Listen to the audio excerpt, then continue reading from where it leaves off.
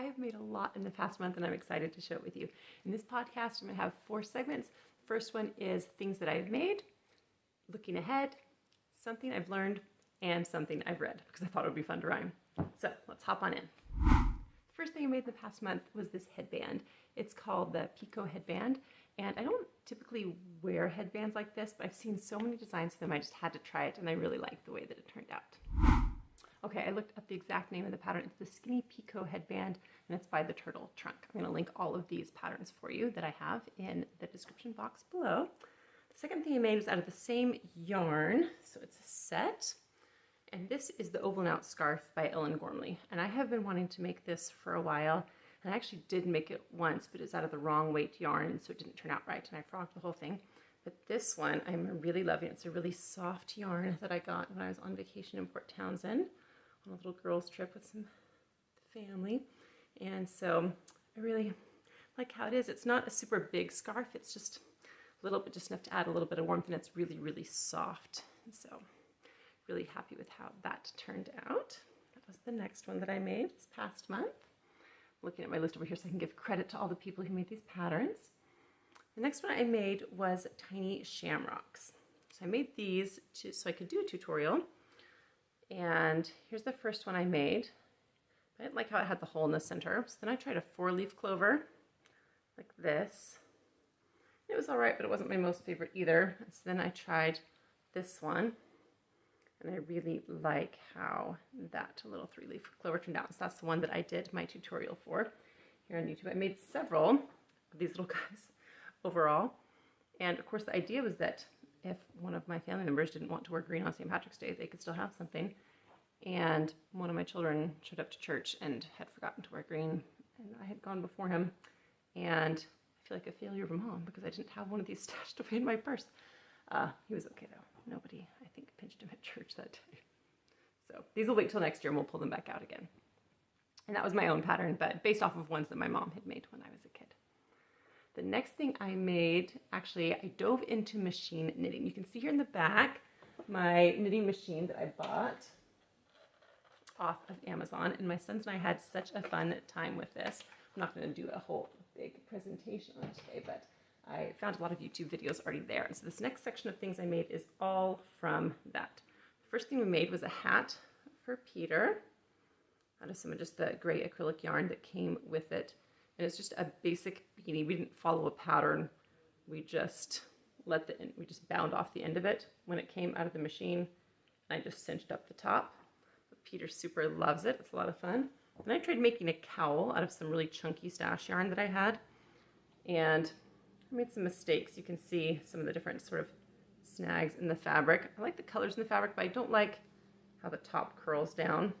So I may pull this one out and do something else with the yarn. We're still deciding. But then Peter wanted a cowl because I made one. It's made out of a thinner yarn and it worked much better on the machine.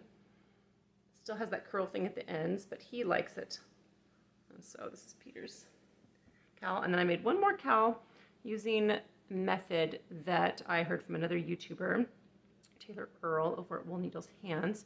And so she took the same tube like this cowl is. This is just a tube that's made on the machine, but she smushed it flat and then circled it around. And so I did that to make this cowl for myself. You can see it's a lot more polished look. This is just the seam, which isn't as polished, but it was my first go. I'm pretty proud of it. And so again, this was just some stash yarn that I had thrifted a while back. All of these were from thrifted yarn, so super cheap, nice and eco-friendly. The next thing that I made this past month is, I think, the hardest project I have made so far. Here it is. It is a hat. See, the name of it is called To the Peak Cap, and it is by Patterns on their website. This guy was hard. Not that the pattern was hard to follow, it wasn't, it was well written, but that I have an above average size head for a woman, apparently, and so most of these hat patterns are made for one size only. And so, here, I'll put it on. This one fits me fantastically, but that's because I kept trying it on as I was making it, and I had to adapt the pattern, and that's what was so hard. If it had been a straight stitch, let me show you Peter's again. If it had just been a straight stitch, I know how to do simple increases, and that would have been okay. But on this one, if I show you here closer, it has the stitch pattern. It has this beautiful sort of like ridge coming down here, and then it has this almost bubbly sort of stitch coming across. And so when I needed to add a little bit more space, I had to also try to make that stitch pattern still look right.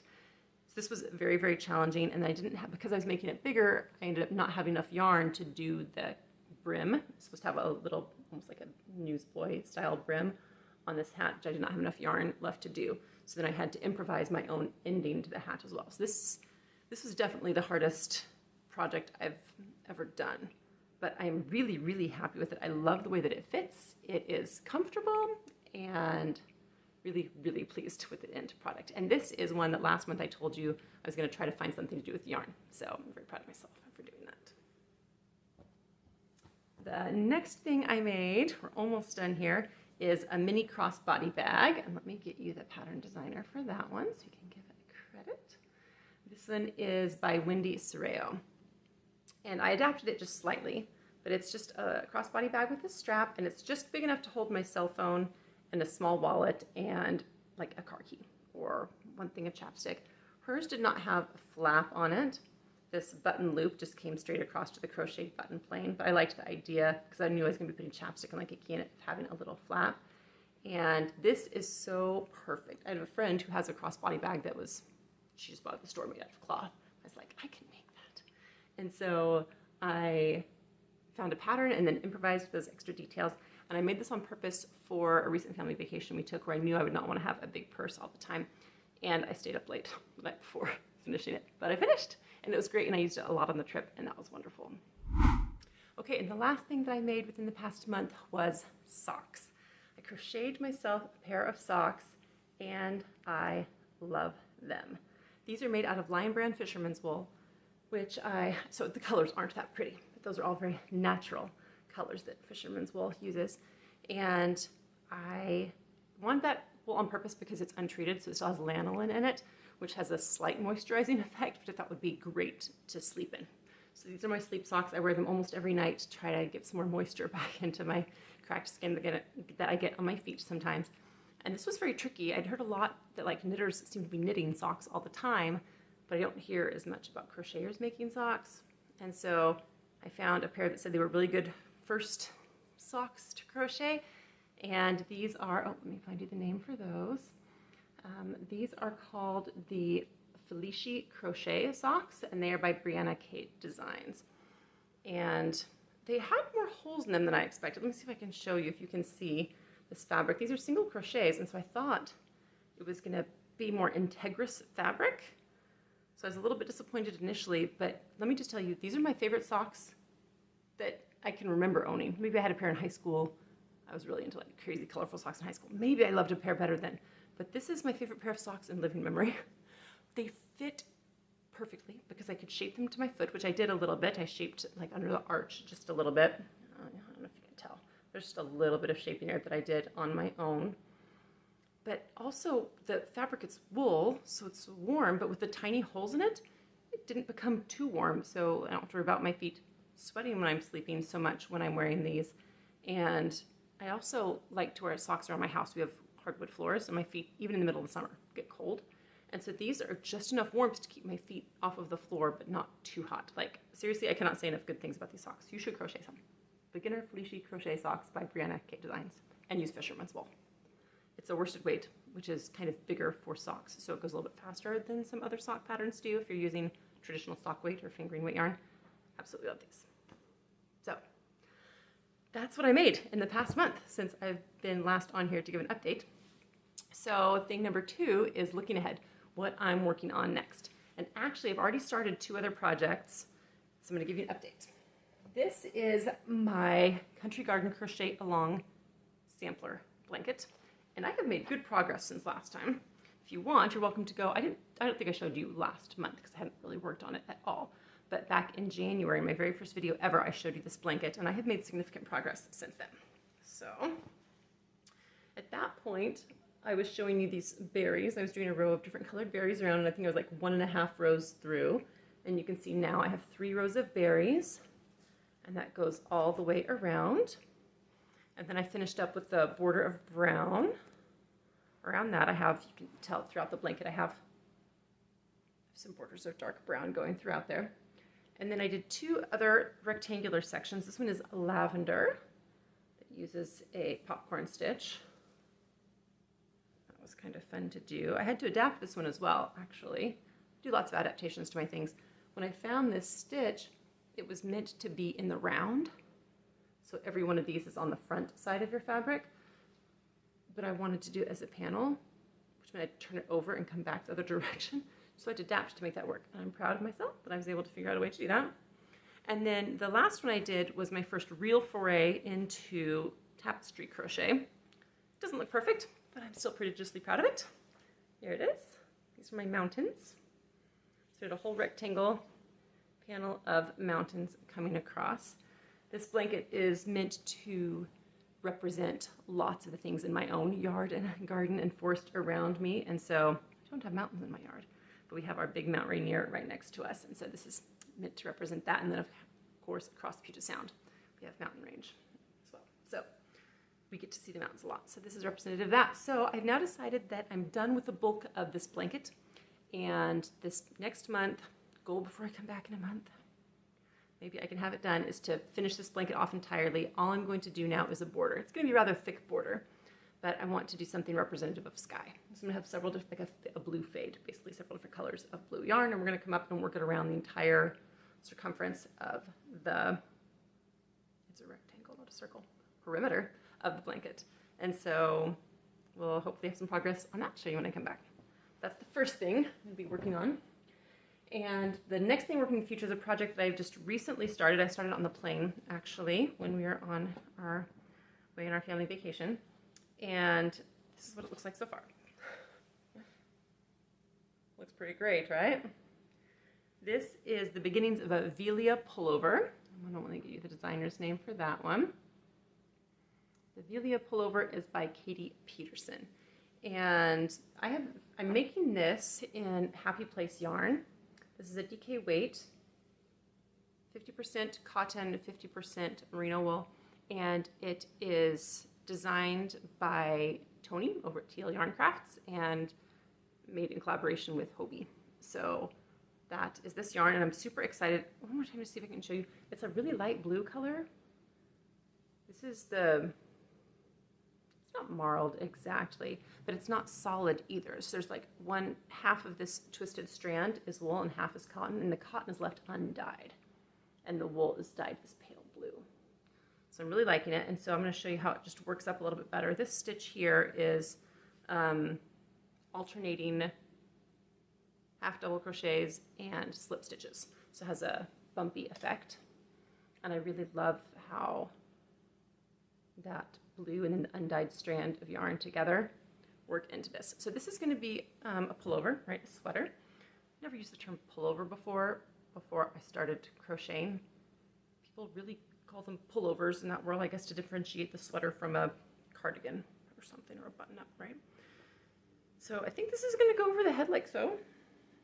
Looks pretty great like a sweater, right?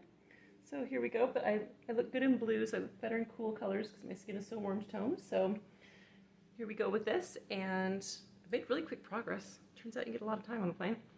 And so as we were traveling, I was able to work on this a lot. I'm really excited. I bought 7 balls of yarn, and I finished 1 ball already on this piece, and I'm starting on the second. So I plan on continuing to work on this in the next month, and we'll see how that goes as well. One other thing that I may start working on, no promises, is something with this recycled silk yarn. This is what it looks like worked up in a cake. It is so pretty. I got this from Darn Good Yarn. I started their Yarn of the Month Club, and I decided to just put that yarn club on pause for me because I want to use so much of the yarn that I have. This is what it looks like in the hanks. They're just so pretty. I love these bright colors. And again, when it works up, or when it's in a cake, it looks like this. But this is lace weight, people. So, like worsted weight is a category 4, lace weight is a category 0. It's just teeny skinny. Here, I'll show you really quickly. I have a strand already out here. This is what it looks like on my hand. Like how skinny that is. You see, like just how thin. And I made a little tiny swatch. It's not a very big swatch, but I just wanted to see what it would feel like in a fabric. And so this is my little swatch of it. And you can see right how many stitches fit in such a small little rectangle, but it feels good. It's 100% silk. This comes from India and it's made from recycled saris, which I think is just cool. I really love sustainable fashion sort of things. And so like I can still make something, but the yarn doesn't have to be made from scratch, right? The yarn is made from recycled fabric, which is the coolest thing to me. But like in the hank, it feels kind of nice. It feels kind of soft, but I'm like, it doesn't feel like silk, like what I think of as silk to me. This shirt that I'm wearing today is secondhand, but also 100% silk. And so it's like shiny and it flows and that feels like silk to me. This doesn't, but when I worked it up in this tiny little piece, it feels good. I don't know how to describe it, but it just has this good feel. And what I actually really want is socks out of this, but it's lace weight, which means it would take me forever. I mean, it's gonna take forever to make anything out of this unless it's a really lacy, holey fabric. So we'll just see. That's something that I'm thinking about, but I have not decided on for sure. Okay, the next one, something that I have learned. Here's something that I learned that was really interesting to me, and I learned it while making my socks. Crochet stitches, by nature, stretch more up and down than they do side to side. I'm giving them the same amount of force right there, and it pulls some, right? But it stretches a lot more coming up and down. That's just the nature of the stitch and how it's constructed. Knit stitches, I'm not a knitter, but this is what I learned from some other YouTubers who do both. Knit stitches stretch more up and down. And so, oh no, sorry, the other way. I just said it backwards. They stretch more side to side and not as much up and down. So when you're making socks, for them, it's much nicer. It can stretch around your ankle because it will just stretch naturally when you're doing the rows. And for crocheters, it doesn't stretch that much that way. The one thing I don't love about these socks is that it pulls to get over the ankle. But I didn't want to make it any tighter because then this part would be, right? Like I want it tighter here, but then I couldn't get it tighter here. But if I made it looser here to fit over my ankle, then this part would be too floppy. So I just deal with it. But what I thought was so interesting in these beginner fleecy crochet socks, for the ribbing at the top, she wanted it to be a little bit tighter. She has you turn and crochet it in tiny rows this way so that it can stretch more in the up and down direction and be actually a stretchier cuff around your leg. So I actually thought that was really, really clever that she was tying in how the stitches inherently work to get the functionality and the product that you want. So now I'm wondering, has anybody designed a crochet sock where it will go the other way around the ankle portion? I have not actually looked into that yet. But I thought it was interesting, right? And as I learn more about this craft, I'll be able to choose projects better and to maybe even alter other projects better as I learn more about the nature of the different fabrics. So that was something that I have learned recently. And last segment on the podcast today is something that I have read. I'm going to pull up the name of the book so I get it all nice and right for you. This is The Happy Life of Isadora Bentley by Courtney Walsh. And I think my library just suggested this one to me. I have the Libby app that I've mentioned to you guys before that I love to use for audiobooks. And it suggested it to me and I was like, yeah, it sounds mildly interesting. Let's go ahead and try it. I've never read anything by Courtney Walsh before. I looked into her a little bit more. It turns out she is a New York Times bestselling author for her debut novel, which I have not read. But I really, really enjoyed this one. I give it 4 stars out of 5 on Goodreads. And I just crocheted along, listened to it on the plane, and I'm crocheting along my Velia pullover happily.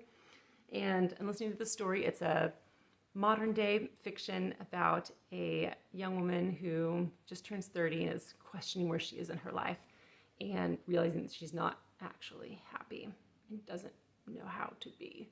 She has made a very antisocial life. She felt safer that way because she'd been hurt in the past. And so this book is an exploration of her trying to do an experiment and find ways to be happy. And it's a sweet story. It's fun. It has a little bit of romance. It has some great friendships it explores with very different demographics in the friends, which I really, really appreciated that look. And so, yeah, really, really liked it. And I know that my mom, you were talking to me recently about wanting books that were clean and not wanting as many books that have swear words and things. As I was looking at Courtney Walsh on Goodreads, somebody had asked her a question that she answered and they were asking her, are you a clean author? And what I mean by that is, And so she came back and answered herself, and she says she considers herself to be a clean author. What that means to her is no swearing and no sex scenes. So none of her books have any of that. So if that's something that's important to you, then there's another author to go explore. I'm definitely going to go look up some of her other books later. So that's what I have for you today. Thanks for being here with me and seeing some of the fun things that I'm working on and that I will be working on later. I am still loving this craft. I love the calming time that it gives me every day and the feeling of creating that I get from it. And I hope that you can find joy in it too.